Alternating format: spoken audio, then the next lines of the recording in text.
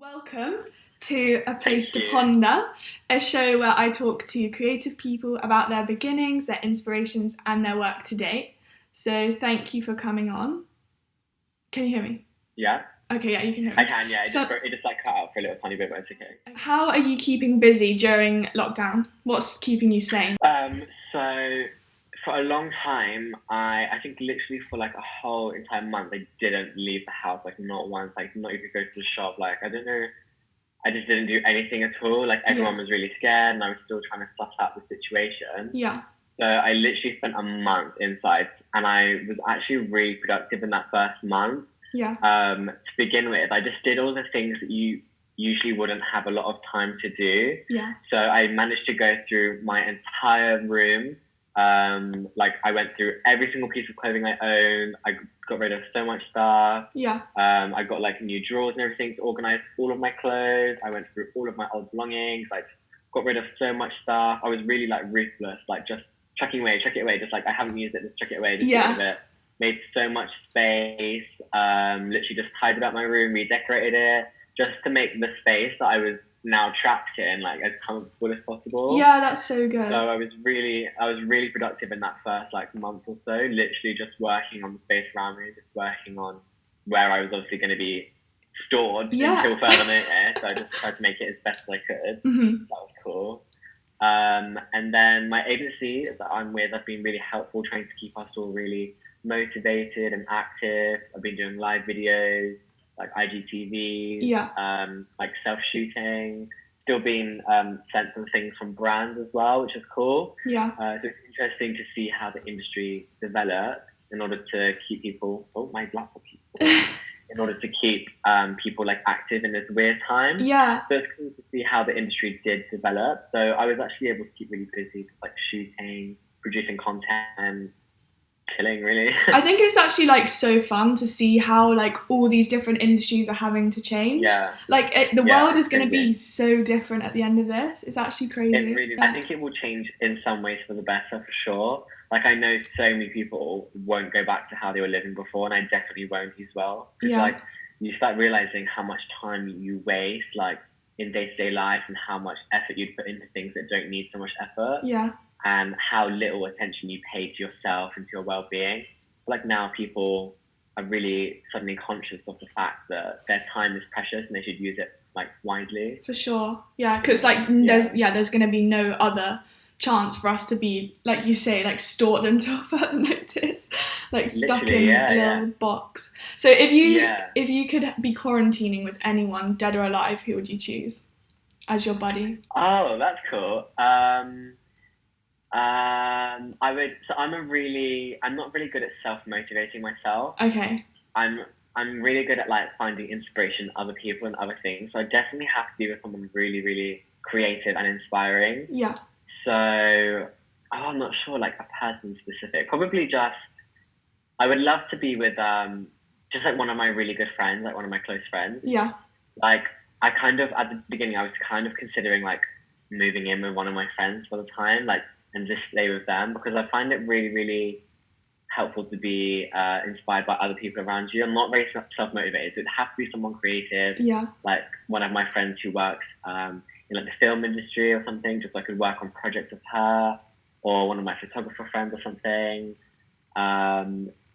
But someone famous, maybe like Beyonce or like Kylie Jenner or someone like that, because if you think about it, they've got a huge house, cinema rooms, basketball, swimming pools, like they've got huge closets, like someone like really, really like up there, like that would be amazing. Yeah, that's a real tactical move. Yeah, I think like, because you would like probably never run out of something to do. Like, it's funny how they're complaining, but they've got like so much stuff to do. Yeah. Imagine being in like Beverly Hills, it'd be amazing. I know, like trapped in like the nicest place ever. Yeah, like a 17 million pound house. Like that's absolutely fine. I'd do that any day. What's the issue there? So, yeah. So I touched on it. You're a model. You are with the agency Phoenix Model Management. Yeah, I am. So how did you get into modeling? So for me, it was really weird. Everybody has a different story, and I really love hearing other models' stories. Everybody has a different one. Yeah. Sometimes they fall into categories. Like some people were scouted. Some people like actively pursue to be a model, which is really difficult, which is what I did. Yeah. So some people just like, it's luck. See them on Instagram or in person, yeah. and then they get like scouted. But for me, I decided that I'm going to take the time, the effort to go to all different agencies, and I visited loads of them. And I went all around London, and I spoke to so many different agents and so many other models that I knew. And it was really unsuccessful in the beginning. Yeah. So I did sign eventually with one agency, but then I left after like, I actually can't remember. I think it was probably not quite a year, like a good 9 months, I'd say I was with them, and it really wasn't like going well. And then I saw one of my friends, Mia, got signed to this agency, and they were like doing really cool stuff, and they seemed really cool. So I decided to check them out. I went for a meeting with them, and then I decided that I would move agencies, which was just a good decision for me. Yeah. And then I just moved to Phoenix. So it was a process of like trial and error and seeing different people, and it was really like really difficult. It was really stressful and really really scary at the beginning, because imagine I was like quite young. I think I was like 16. Yeah. I was going around London by myself and just walking into these huge multi-million agencies and just being like, hey, like I want to be a model, and it was really, really scary. I bet. Yeah, it's definitely something I don't know if I would recommend it to everybody. Yeah. But I guess it worked in a sense. But I'm not sure I would recommend it to everyone, because it is really nerve-wracking. Yeah. And you have to be really confident. So, yeah. So do you have any advice for young people or people in general that are looking to get into the modelling industry? Into the modelling industry. Yeah. So I'd say I have like 2 pieces of advice. One of them is a bit of tough love. But my first piece of advice would be like, really don't give up, because I could have given up at that first stage where I walked in and got so many no's. Like I went to so many agencies and they all said no. They were really nice and everything. Well, most of them were quite nice. But definitely don't give up, because I could have given up and I never would have experienced all the things that I've done. Like to think 2 years later, I've done like international jobs. I'm now internationally placed, like on the other side of the world. There's an agency there for me. Yeah. I've done like every type of job there is, like runway, commercial, editorial, like in print. Like I've done all of it, and I never would have achieved that if I gave up. Yeah. So I would definitely say keep pursuing.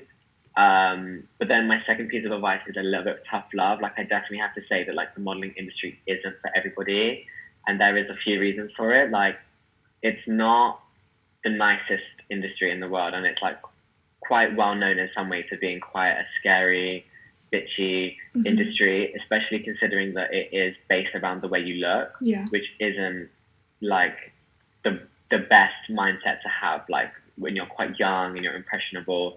Like it is an industry based about how you look, mostly, not completely, but mostly it is. Which is, it's weird, because it's not like you can sit an exam and get really, like you can't revise and then sit an exam and then get the result you wanted all the time. It is sometimes just luck, or it could just be, it's literally just the way you're born. So I would say it's not completely for everybody. Doesn't mean you shouldn't give up. Doesn't mean you should, doesn't mean you should give up. Doesn't mean you should stop trying. Doesn't mean it's not for you, but it isn't for everybody, because it can be quite tough. And sometimes it's just not worth it for some people to go through the mental battle with yourself, and the confidence, and it's just a lot. So like for some people, I would say it's really not worth it. Like there's so many other things in the world. Like I could do anything else I wanted to. Yeah.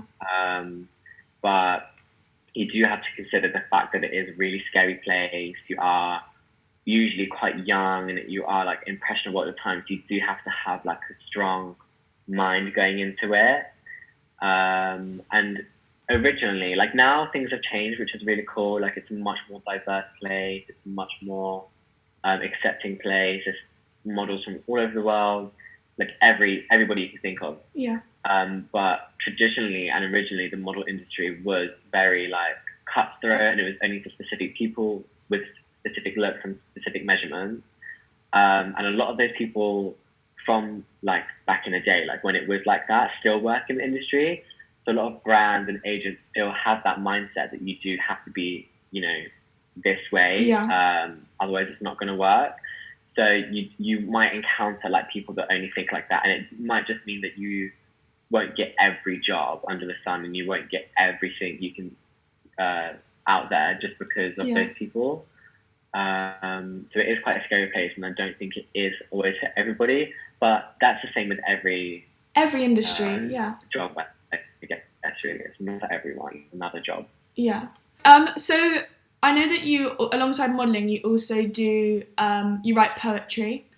Would you say that this helps you have like another outlet and sort of almost cope with some of the rejection that comes with the industry? Do you think it's important for people to have something on the side that exercises your brain in a different way? I definitely would say to anybody in like almost in any industry really, but specifically mine, to have something else alongside that you work on, something that reminds you that you are like a human being, you are a person, you're not just a mannequin, you're not just a poster or a photo, you are a human being, and you, because people do think that models are just don't have brains and they don't have like passions or talents or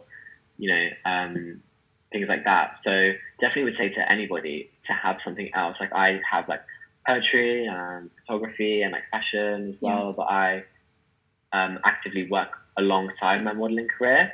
But I think because in the fashion industry, it usually is lifespan for models. Usually, like I have to say usually, because obviously there's models who are like so much older, like Naomi Campbell's 50 and she's still modeling. Like her birthday was the other day, she's 50 and she's still doing everything. Yeah. So usually it is quite a short lifespan. I think it depends on how far you want to take it. Like some people just do it just for the money and just like just while they're at uni or while they're looking for another job or something.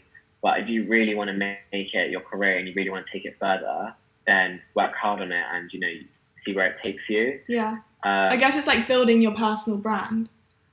Yeah, for sure. Like, because it can be used as an incredible like springboard into other careers, and you now have a platform and a voice for yourself that you can use. But I think it's really important to have something alongside your modelling career as well to work towards. Yeah, for sure. So if you could have any job in the world, like what would be your dream modelling job to book? Wait, could you just repeat the last bit again? Sorry. So if you could do any job in the modelling industry, what would be your dream job to book? Oh, okay.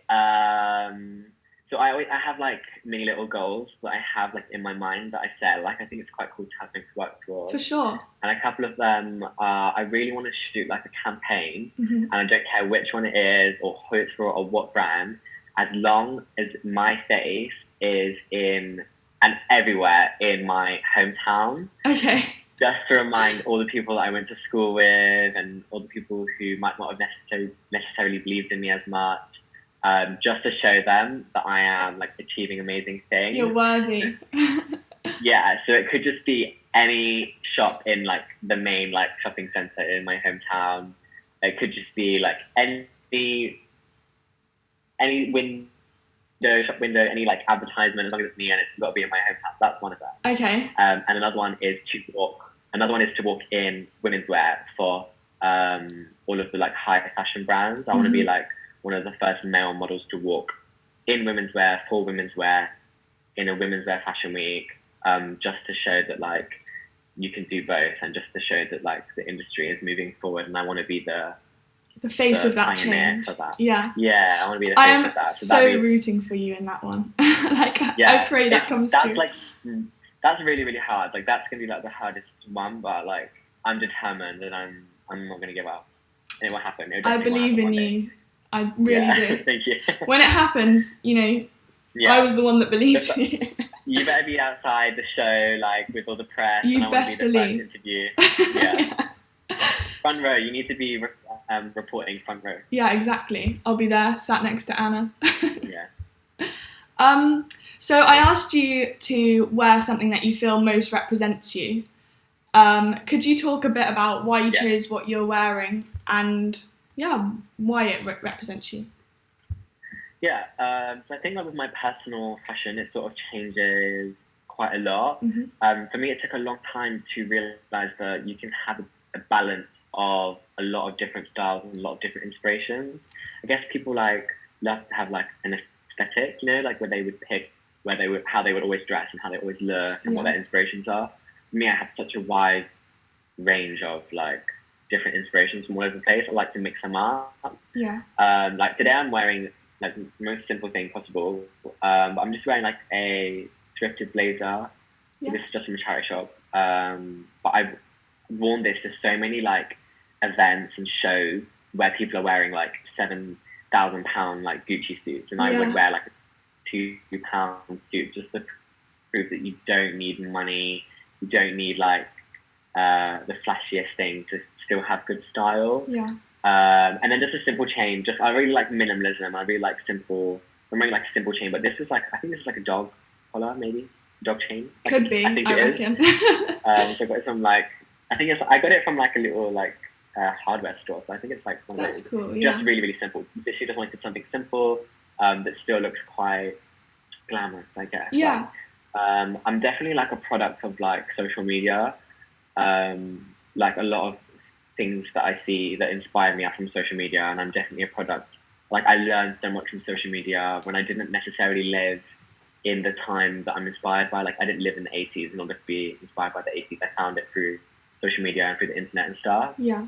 So I love to mix a balance of like really typical like Instagram bloggery, fashiony girl like style with my own personal authentic taste as well. So for me it's just like a big mix and a big balance of like random crap. Could be from anywhere, could be from anyone. Yeah. I think that's so good that you take influences from everywhere, because although you're speaking quite positively of social media and there's so many positives of it in terms of inspirations, I think sometimes the typical Instagram blogger aesthetic, as you put it, it can sort of, I feel like it almost forms like a cult of people, and it feels like if you want to be like that, you have to edit your photos in a certain way, you have to dress a certain way, and I actually think it's the algorithms which are causing this, because if you do things the same way every time, then you get more engagement. And I think it's important to draw influences from these things, but also be inspired by the greater world, like you say, like different eras, and going into a hardware store and buying a chain, or being in a charity shop, and you never know what's going to be in there. So I think that's really like interesting that you've got such a wide like influence. Like you said, like you do fall into traps of following trends is cool and everything, but like, you do fall into a trap of like following trends, and like numbers did at one point become such a big part of my social media presence. I was like checking likes every day and followers, and then checking like subscribers and views, and just checking everything every single day just to see which one would get the most and then what I should post more of. Which it works, which is why it's really hard to fall out of that. Yeah. But I think if you are going to be one of those people who, you know, follow that very typical like Insta aesthetic like person, then I feel like you should have something that makes you stand out. Otherwise, you do just become like another sheep in a field of sheep. Yeah.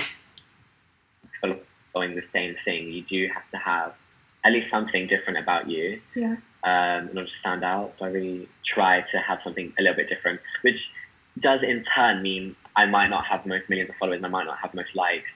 You know, not to put them down or anything like that, but it does mean that I don't hop onto that algorithm all the time. It doesn't mean I don't get picked up as quickly. Yeah. So I think you have to decide what you want more is. What's important to you? Is it being you, or is it having numbers? Yeah. And that's what it comes down to, really. The individuality and the personality, or just having the comfort and the, I guess, like fake happiness of just all the numbers that you see and all the love and everything. And I think it's such a shame that an algorithm, literally a set of code, has like caused this, because it really does like limit you, because numbers have become such a big thing, and like I think it's a shame for people to have to dress in a certain way or edit their photos in a certain way just to be noticed, whereas I find people that are different to that, like your Instagram or other people that aren't necessarily like, they have a common theme but it's not like so set in stone. That's what I find really interesting, but it's harder to find. Like when you're just scrolling through when you don't know the person. Definitely is harder to find. Like I found so many accounts and like friends I found that have like the most amazing style and the most amazing clothes and the most incredible like creative pages, but they've got like 400 followers and they don't really care, like that's not their business. But if they wanted to have 10,000 followers, like everyone's got 10,000 followers these days, like they could, you know, just copy everybody else. But I guess if you don't care about it, then you don't care. It doesn't become part of your life, really. Yeah, completely. Is there a person in fashion that you, or in any industry, whose fashion you sort of admire? I know you're inspired by lots of things, but is there a particular individual that really screams out at you? I think it changes like all the time. Like I go through phases. I find new people all the time. Recently, one of my biggest inspirations has been Luke Jefferson Day. Do you know who that is? I've heard the name. I can't picture the face. So he is. I think he's a fashion writer or blog. No, he's a stylist actually, a fashion stylist, and he works for GQ mostly. And he's done like really incredible. Like he styles like some of the most iconic like covers and stuff, like Timothée Chalamet's like cover with like GQ or something like that, and Days. Like he does a lot of work with Vogue as well, and he's really well known. Like he's got a really distinct style. I think he draws a lot of inspiration from like 70s, and he wears a lot of like cowboy hats and cowboy boots, and I got really like quite hippie style as well. I really am inspired by him just because of the fact that he's got such an individual personality. Like it really shows in his clothes. Like it's very, very different, but it's very, very like you could see something in the shop and be like, oh, that's very him, for example. And I would love to have like a style or like an idea. Like I'd love for people to have an idea of my style in their head. For sure. To the point where they could see something and be like, oh, that's very like Jaydon. Like, you know, you might see like a giraffe on Instagram and then someone would like be like, oh, imagine like this is so Rihanna. Like, so like Ariana Grande. Like, you know, they've got very specific, like, you just them, you know? For sure. Like, I could see something and be like, oh, that's very him. I really like that about him, that he's very, very different though. He's like really out there, like so out there. Like nobody else around him would dress like him. Yeah. But it's so unique. Yeah, and suits the person as well. Yeah. I think that's a really important thing. Yeah. So it doesn't necessarily have to be something that I would. Oh, I was just going to say it doesn't necessarily have to be something that I would wear or I would replicate. I'm inspired by people who have their own style that is really them. So yeah, I agree with that. I'm going to do a quick fire round with you. I'm just going to get my questions. So I don't want you to like ponder on the questions too much. Just like whatever comes to mind, do it. Okay. Yeah. So favourite colour? Red. Favourite food? Anything vegan, I'll eat it. Oh, very fancy. If you weren't a model, what job would you be doing? I would probably. It's hard not to think. Be working in the fashion industry. I'd be probably like an intern or like an apprentice or something, but definitely not university. Okay, good. Favorite place you visited? I went to Paris like 3 times last year, alone. I love it. I literally could go like any day of the week. Paris. What place will you visit first out of lockdown? I've already booked a holiday. Ooh. We're going to Tenerife, going on vacation with some other friends. Nice. That's so bold though, making the move. Oh yeah, I was like, fuck it. Like when the flights go back, then I'm on them like straight away. Okay, yeah, that's good. I need to go. Yeah. Favorite film? The Grand Budapest Hotel. What's your biggest pet peeve? Do you know what? It came. I thought of it the other day and then I forgot it already. I think one of my biggest pet peeves at the moment would be. So a lot of people have been sharing a lot of stuff on like social media and things, especially during like the the current times that we're in, there's so much going on in the world. Yeah. My biggest pet peeve is people sharing false information and people believing anything they see. It's really annoying me that people can actively watch the news and just believe everything that they hear without second guessing anything, without doing their own research, just blindly watching anything on the TV, anything on social media, and just believing it straight away. That's one of my biggest pet peeves. And then spreading it. And then spreading it is even worse. Like, then you're like spreading fear, and you're spreading like false information, and yeah, that's my biggest pet peeve at the moment. I really agree with that. So 3 words to describe yourself.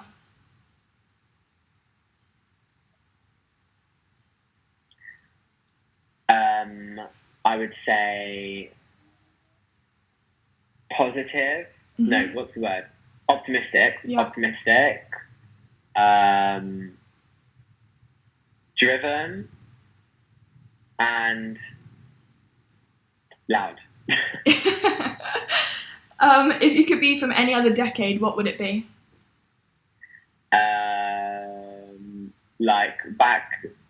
Way back before colonization. Like, I want to be like living in like Africa, like before colonization, like in a mud hut, like before I knew about the rest of the world, like just, on your own little island with a palm leaf skirt or something. Yeah, literally. That's so cool. And favourite TV show? I think probably Euphoria. I've watched that like so many times. Yeah. It really tackled like some really important issues, and I think they did it really, really well. And then another one of my favourite TV shows is End of the Fucking World, just because like I really love that aesthetic. Yeah. Yeah. So that concludes the quickfire round. And then to end this interview, is there a mantra or a quote that you live by or that uplifts you in times of darkness? Oh, so deep. In times of darkness, let me think. I have to think about it. That's fine. Right, I might have to get back to you on this one. I want it to be really important. Might have to send it to you.